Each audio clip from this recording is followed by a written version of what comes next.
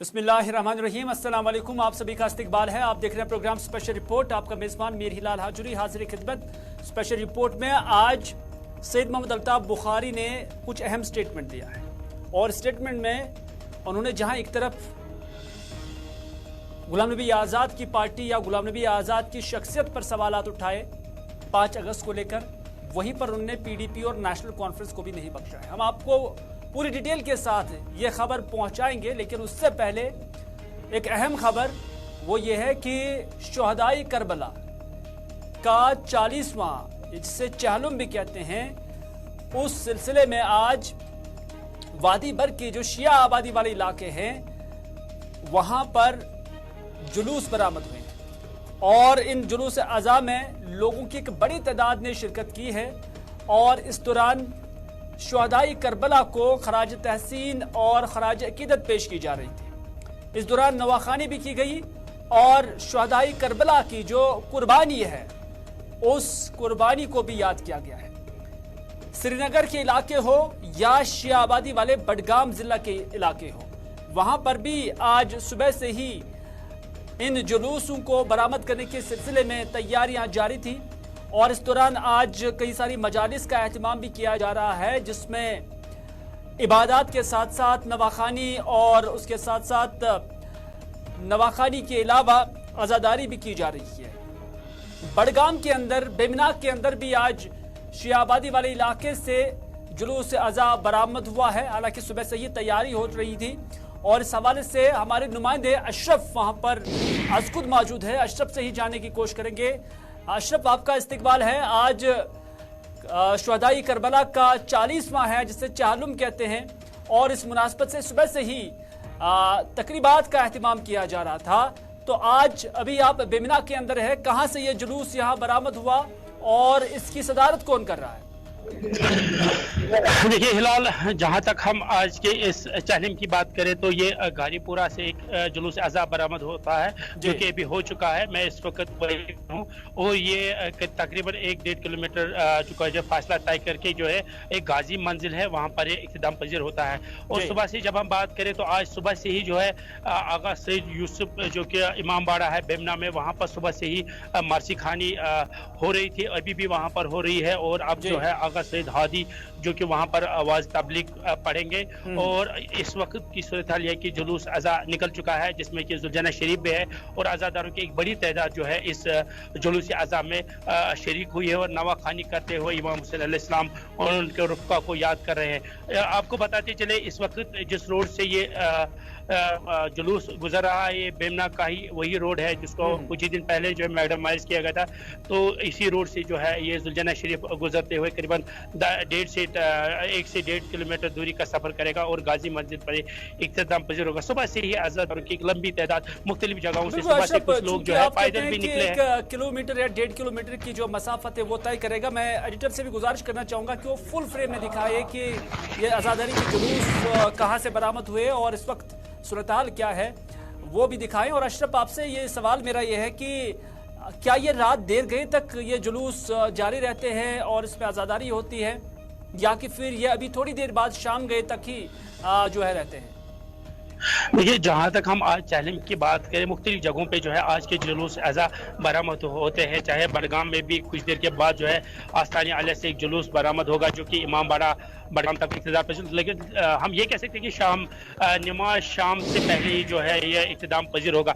जहाँ तक हम बेमना की बात करें, ये जुलूस काफ़ी देर तक रहता था। पहले हम देखते थे 12-1 बजे तक जो है इस जुलूस में जो है अज़ादार आते थे, शिरकत करते थे। और आज की सूरत है कि नमाज जो इशा होता है, शाम का टाइम होता था, उससे पहले ही जो है इख्तिताम पजीर होता है। इस वक्त आप देख सकते हैं अज़ादारों की एक बड़ी तादाद इस वक्त सीना को भी करते हुए जो है इस जुलूस में शिरकत कर रहे हैं। आप देख सकते हैं पीछे इस वक्त जो है अज़ादार वो जुलूस में शिरकत कर रहे हैं और इमाम हुसैन अलैहिस्सलाम को याद कर रहे हैं। जी हिलाल, आप नज़ारे ये जो सूरत-हाल दिखा रहे हैं ये बेमिना इलाके से हैं, जहां से आज़ादारी का जुलूस जो है बरामद हो चुका है और नमाज मगरिब के आसपास ये जुलूस इख्तिताम पजीर होगा।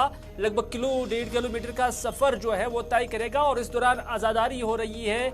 इमाम हुसैन अली मकाम को याद किया जा रहा है, उनके रुफका को याद किया जा रहा है और मोहम्मद अशरफ हमें ये तस्वीरें बिमना से दिखा रहे थे। अशरफ, आपका बहुत बहुत शुक्रिया गुलिस्तान न्यूज़ के स्पेशल रिपोर्ट में जुड़ने के लिए, और जो अभी जुलूस आज़ा बरामद हुए उस निस्बत से जो अभी तक की जानकारी है वो हमारे नाज़रीन के साथ जो है शेयर करने के लिए।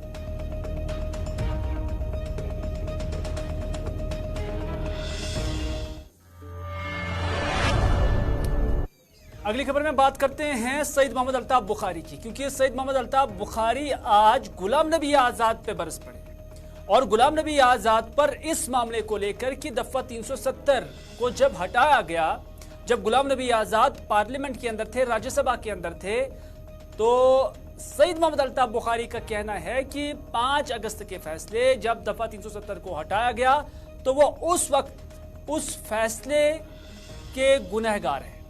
ये सईद मोहम्मद अल्ताफ बुखारी कहते हैं कि गुलाम नबी आज़ाद गुनहगार है। उन्होंने कहा कि जितने गुनहगार बीजेपी है उतनी ही गुनहगार गुलाम नबी आज़ाद भी हैं। सईद मोहम्मद अल्ताफ बुखारी ने यह बात भी कही कि आप बड़े लीडर होंगे तो होंगे, लेकिन मैं सच छुपा नहीं सकता हूं।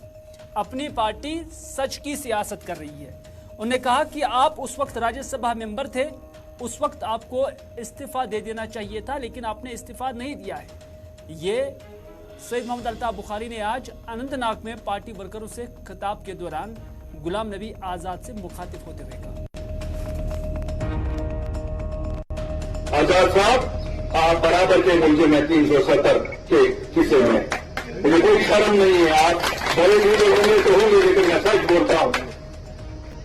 आप उस वक्त कांग्रेस पार्टी के राज्यसभा में लीडर थे, जिसकी बुनियाद पे आज आप मेंबर बन गए, एक्स होने के नाते आज मेंबर बने हो उस वन नेशन और वन पोल के। उस वक्त क्यों नहीं इस्तीफा दिया? जो कांग्रेस से निकलना ही था तो उसी वक्त निकलना था ना, कि तो आपके लोगों के साथ जुल्म हो रहा था। बहरहाल इससे कोई फर्क नहीं पड़ेगी, हमें कोई कुछ बोलेगा। अल्ताफ बुखारी की आवाज इन चीजों में बांधने को जाएगी। सईद मोहम्मद अल्ताफ बुखारी यहां गुलाम नबी आज़ाद के खिलाफ ही नजर नहीं आ रहे। न सिर्फ उन्होंने उनकी तनकीद की है, बल्कि नेशनल कॉन्फ्रेंस के साथ पीडीपी की भी उन्होंने तनकीद की है और उन्होंने कहा कि जिन्होंने बीजेपी को गब्बर सिंह के तौर पर पेश किया था। साल 2014 का सईद मोहम्मद अल्ताफ बुखारी जिक्र कर रहे हैं जब वो पीडीपी के अंदर थे, और फिर पीडीपी का नाम लिए बगैर कहते हैं कि जिन्होंने बीजेपी को गब्बर सिंह के तौर पर पेश किया, फिर वो उन्हीं से मिले हैं। अंदाजा और इशारा पीडीपी की तरफ था जब उन्होंने साल 2014 में बीजेपी के साथ सरकार बनाई। हालांकि पीडीपी ने उससे पहले कहा था कि अगर इस यलगार से बचना है तो पीडीपी ही वो जमात है जिसको मजबूत बनाने की जरूरत है। और सईद मोहम्मद अल्ताफ बुखारी उस वक्त उस सरकार का हिस्सा भी थे, और उन्होंने कहा कि कांग्रेस और पीडीपी ने जब जब बीजेपी से, माफ कीजिएगा, नेशनल कॉन्फ्रेंस और पीडीपी ने जब जब भारतीय जनता पार्टी से इतिहाद किया, वो इतिहाद अवाम पर भारी पड़ा है। ये सईद मोहम्मद अल्ताफ बुखारी का कहना है। लेकिन आखिर में उन्होंने ये भी बात कही है, जब उनसे ये सवाल पूछा गया कि अगर ऐसी सिचुएशन बन गई, ऐसा फ्रैक्चर्ड मैंडेट जम्मू कश्मीर के अंदर आया और अपनी पार्टी को किसी के साथ कोalition सरकार बनाने की जरूरत पड़ी, तो आपकी जमात किसके साथ जाएगी? क्योंकि वो गुलाम नबी आज़ाद का भी कर रहे हैं, भारतीय जनता पार्टी का भी क्रिटिसिज्म कर रहे हैं, और सज्जाद गनी लोन, नेशनल कॉन्फ्रेंस, पीडीपी का भी क्रिटिसिज्म कर रहे हैं। तो उस पर सईद मोहम्मद अल्ताफ बुखारी ने यह जवाब दिया कि जो हम ख्याल जमाते होंगे उनके साथ वो हाथ मिलाएंगे। ये हम ख्याल कौन है, इस पर भी सवाल बना हुआ है। जिन्होंने बीजेपी को गब्बर के तौर पर पेश किया, फिर गब्बर से ही मिल गए। भाई गब्बर कौन है भाई, थोड़ा सा आपसे वजाहत। देखिए, हमने कहा 2014 में एक जमात ने बीजेपी को गब्बर बना के पेश किया, फिर जाके बीजेपी से ही मिले। और कोई मैं इशारा नहीं देता, मैं सीधा बोलता हूँ। इंडिया के इतिहाद का मैंने बताया, जब जब कांग्रेस, नेशनल कॉन्फ्रेंस और पीडीपी का इतिहाद हुआ है, जम्मू कश्मीर के लिए बारी पड़ा है। मैं अल्लाह ताला से दुआ करता हूं कि इस बार वो बारी ना हम पे पड़े। जो भी हम ख्याल जमाते होंगे, जिनके साथ नजदीक आपका कोई एजेंडा मिलेगा, जो हमारे एजेंडे पे चलने के लिए तैयार होंगे, उनके साथ कोलिशन होगी। इसमें कोई न चुका इस्लाम तो न चुका हिंदुइज्म, ये मजहब जमातें नहीं है, दीनी जमातें नहीं है, ये सियासी जमातें हैं। किस एजेंडा पर लड़ेंगी आपकी बात? आप इंडिया कहिए, आप भारत कहिए, ये एक ही नाम है, संविधान में एक ही नाम है। इससे हमें कोई फर्क नहीं पड़ता, क्यों हमारा जो मुकद्दर है आप भारत को, आप इंडिया को उनके साथ मिला हुआ है। बाकी बहरहाल जोड़ो यात्रा जो कि राहुल गांधी कांग्रेस के लीडर ने पिछले साल शुरू की थी, आज उसका 1 साल मुकम्मल हो गया। और इस हवाले से आज कांग्रेस पार्टी की जानिब से जगह जगह पर रैलीज निकाली गई। श्रीनगर के अंदर भी रैली निकाली गई। तारिक हमीद कर्रा इस रैली की सदारत कर रहे थे। सुरेंद्र सिंह चन्नी और दीगर पार्टी लीडरान भी उनके हमरा थे। खवातीन हो, मर्द हो, जवान हो, वो भी इस रैली में आज दिखे। और इस मौके पर तारिक हमीद कर्रा इस रैली की यहाँ पर सरबराही कर रहे थे और उन्होंने कहा कि राहुल गांधी ने जो आवाज उठाई थी वो जुल्म के खिलाफ उठाई और नाइंसाफी के खिलाफ उठाई है। और जो मुल्क के अंदर सूरत-हाल बन रही थी और उसमें जो कमी पेशियां रहती थी उसको उजागर करने के लिए राहुल गांधी ने यह आवाज उठाई। और सबसे बढ़कर राहुल गांधी ने मुल्क को जोड़ने की बात कही थी। और यही वजह है कि आज की इस रैली में भी जोड़ो जोड़ो भारत जोड़ो के नारे लगाए जा रहे हैं। You see, in the first instance, I would like to tell you that this is a reiteration of the program which was taken up by Sri Rahul Gandhi on 7th of September last year, and reiteration of all those issues raised by Mr. Rahul Gandhi, reiteration of all those policies which were countered by Mr. Rahul Gandhi throughout his tour of 4,081 kilometers. So whatever they are saying, this is a figment of their imagination, and this is demonstration of the frustration of the present dispensation. I don't know why have they been so shattered since the inception of this yatra, and we have witnessed it that their frustration is going beyond their own control. So that is the victory of India, and that is the victory of Mr. Rahul Gandhi and his program and the policies which Indians are. उधर जम्मू सूबे के अंदर भी आज भारत जोड़ो यात्रा का 1 साल मुकम्मल होने पर कांग्रेस वर्करों और लीडरान की जानिब से रैली निकाली गई। और जो रैली हम दिखा रहे हैं ये दरअसल राजौरी की है, जहां पर आज कांग्रेस के लीडरान ने भारत जोड़ो का 1 साल मुकम्मल होने पर यह रैली निकाली है। रैली में से साबिका मेंबर पार्लियामेंट त्रिलोक सिंह बाजवा, साबिक वजीर शबीर अहमद खान, साबिका MLA आरएसपुरा भूषण डोगरा और दीगर लीडरान ने शिरकत की है। भारत जोड़ो यात्रा कन्याकुमारी से लेकर कश्मीर तक हमारे देश के नौजवान लीडर जनाब राहुल गांधी जी ने स्टार्ट की थी। और उस यात्रा ने, और जो राहुल जी का मैसेज था कि मैं नफरत के बाजार में प्यार की जो दुकान है वो खोलनी है, और वाकई वो दुकान खुली और हिंदुस्तान का आपसी भाईचारा जो हमारी रूलिंग पार्टी है उसने तबाह बर्बाद किया था, उसको एक नई जान जो है वो मिली है।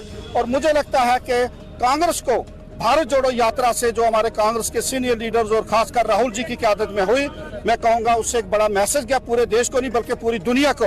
और महात्मा गांधी जी के बाद दूसरी बड़ी देश की तारीख में ये बड़ी यात्रा जो थी ये थी।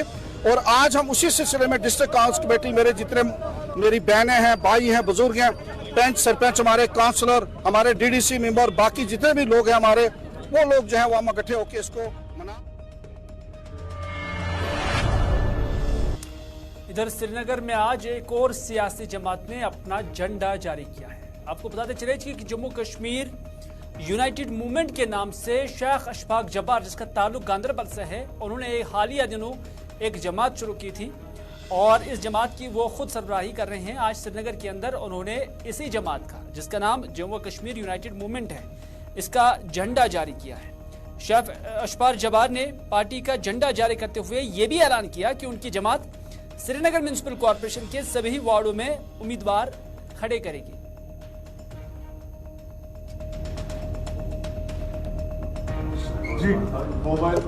जी, आज हमारा यहाँ पार्टी जो हमने हाल ही में लॉन्च किया जम्मू कश्मीर यूनाइटेड मूवमेंट के नाम से, वो तो हमने लॉन्च की थी, लेकिन अभी हमारा फ्लैग फाइनल नहीं हुआ है। आज हमारा फ्लैग जो हो गया वो फाइनल हो गया, तो अभी उस थोड़ी देर में आपके सामने उसको हम लॉन्च भी करेंगे।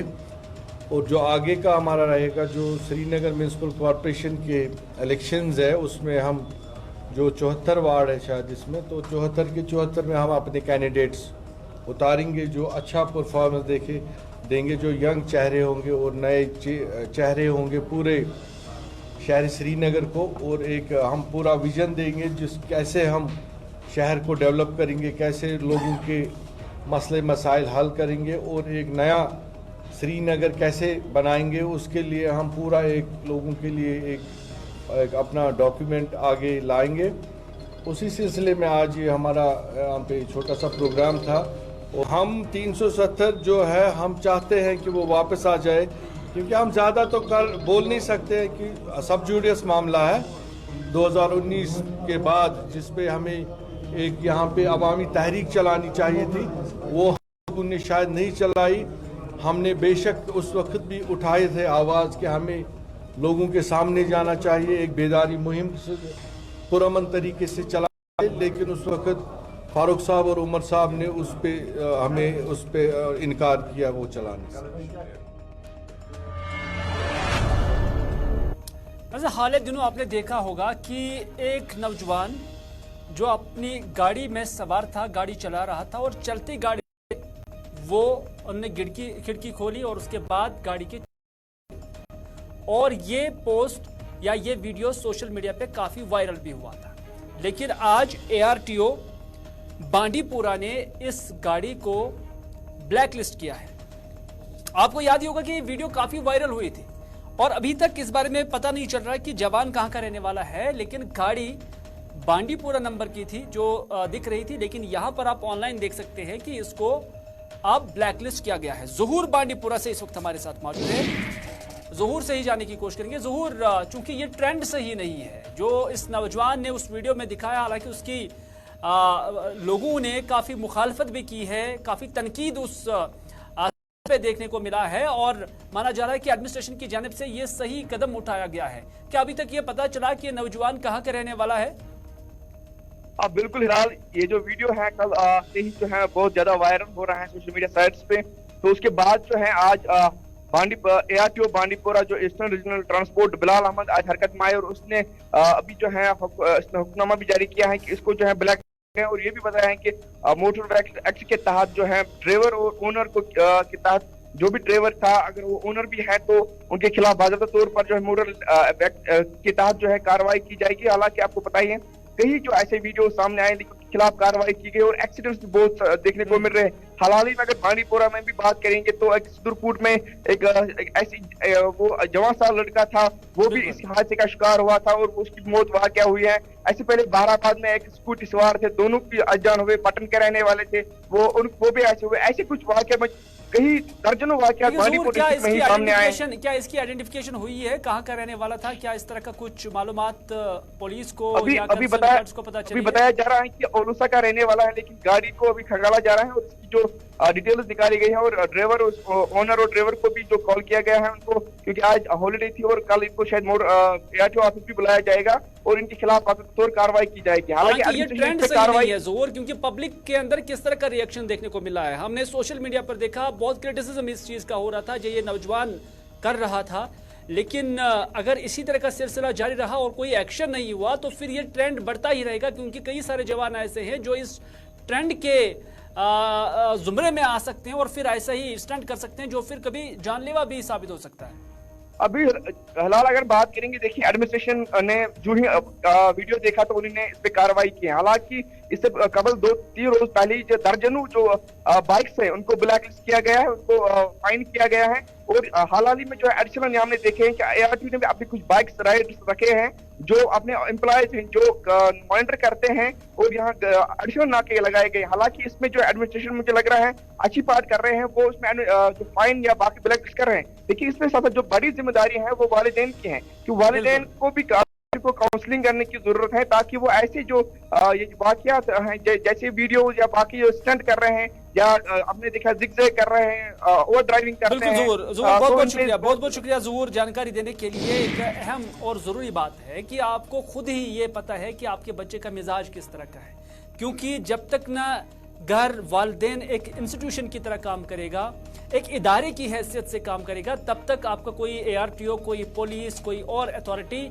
आपको अकाउंटेबल नहीं बना सकती है, ये हादसे रोक नहीं सकती है। तो जिम्मेदारी जो है वो मॉरली एक की है और वालिदैन को ही इस ज़िम्मन में आगे आना चाहिए और इस निस्बत से जो अपने बच्चों पर नजर रखनी चाहिए। और आप पहले बच्चों का मिजाज देखना है कि वो किस नवियत का है। अगर बच्चे का ये मिजाज है कि वो इस तरह के स्टंट कर सकता है तो फिर ऐसे बच्चे को या ऐसे जवान को गाड़ी ना देना ही बेहतर है। तो इस हवाले से अगर आप इस सोसाइटी को इन हादसात से बचाना चाहते हैं, इन खतरनाक स्टंट से बचाना चाहते हैं, तो ज़रूरी है कि वालिदैन या घर के जो बाकी अफराद है, जो जिम्मेदार अफराद है, वो इस निस्बत से थोड़ा मुतहरिक हो जाए।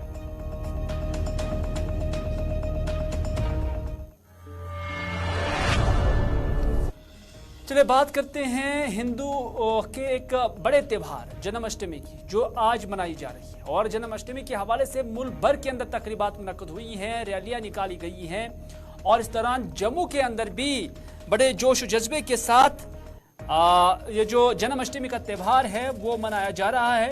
ये त्यौहार हिंदू मजहब के मानने वाले भगवान कृष्ण के जन्मदिन के तौर भी मना रहे हैं और इस दिन की मुनासबत से जम्मू में आज कई सारी तकरीबात मुनक्कद हुई हैं, रैलीज भी निकाली गई हैं। सुनील डिम्पल को आप देख सकते हैं जो कि एक समाजी कारकुन हैं, वो भी इस त्यौहार को बड़े ही जोश जज्बे और मजहबी अकीदत के साथ मना रहे हैं। 370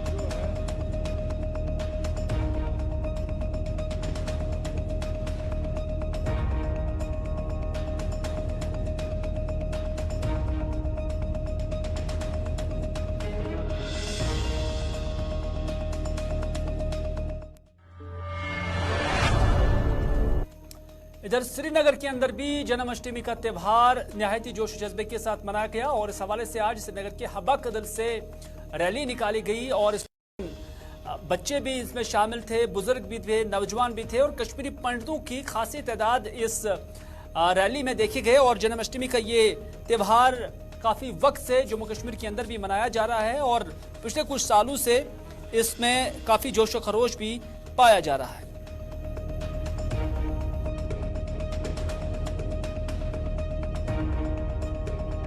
बहुत अच्छा और बहुत अच्छा लग रहा है कि 33 इयर्स के बाद मैं खुद यहाँ पर पार्टिसिपेट कर रही हूँ झांकी में और व्यवस्था बहुत अच्छी है सरकार की तरफ से, पीसफुल है काफी। और यहाँ पर जो लोकल है कम्युनिटी है, मुस्लिम ब्रदर हमारे हैं, उन्होंने भी काफी साथ दिया है, तब ये पीसफुली जाकर झांकी निकल रही है। तो मैं और सबको मैं बधाई देना चाहूंगी, श्री कृष्ण जन्माष्टमी की पूरे देश को बधाई देना चाहूंगी।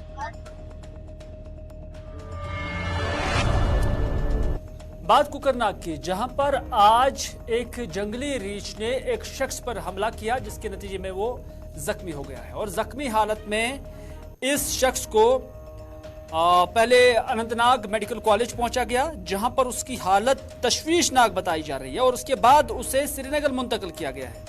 यह खबर आ रही है कि उसे श्रीनगर के सिक्किम रवाना किया गया है जहां पर उसकी कंडीशन क्रिटिकल बताई जा रही है। और इस शख्स की जो शनाख्त है वो मोहम्मद अब्दुल्ला राहतर साकिन अब्दुल सलाम राहतर के बतौर की गई है और ये शख्स पंजगाम कुकरनाग रहने वाला है। और कुकरनाग के अंदर उस वक्त लोगों के अंदर खौफ हिरास और सनसनी फैल गई जब अचानक ये खबर आई कि मोहम्मद अब्दुल्ला राहतर को रीछ ने जख्मी कर दिया है। और इस दौरान शहरी आबादी वाले इलाकों में या रेजिडेंशियल एरियाज के अंदर जंगली जानवरों का प्रहार, जंगली जानवरों के हमले बढ़ रहे हैं।